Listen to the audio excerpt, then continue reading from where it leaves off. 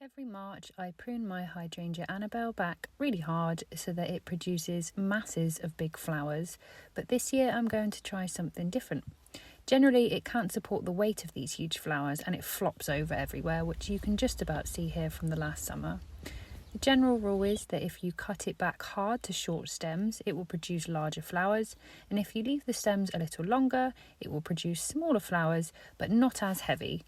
One thing to bear in mind is that this particular hydrangea does flower on new wood and not old wood, so we are able to cut it back quite hard.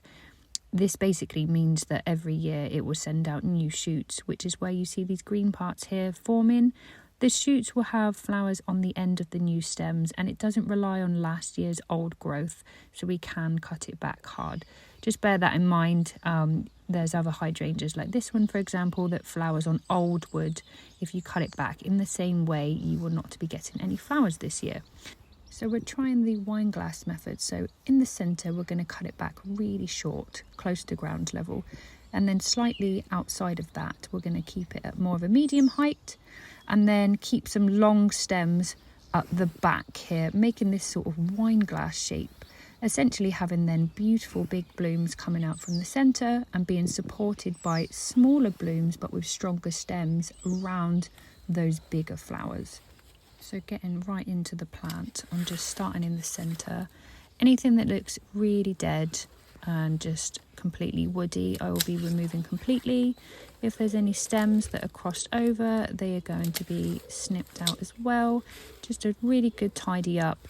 But essentially in this middle section, we're going to be cutting down to 20 to 30 centimetres away from the ground, or above the ground rather, so that we have these beautiful blooms that are going to shoot out for the summer period. So you can see the green shoot that is appearing here. You just need to make sure that you are cutting above it, as this green part here is going to shoot out to produce the stem. So just always make a clean cut right above this part here. You'll see several of these. Obviously we're choosing a lower one for the centre part here.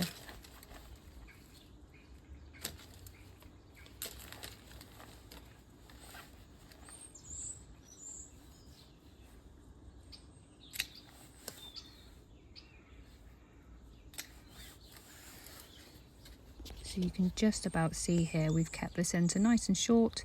Slightly outside of the centre we've got some medium height pieces, and then at the back I've chosen some strong stems to keep long, which will be my structural support for the big blooms that are going to shoot out from the centre in the summer, which I will make an update video on when the flowering begins.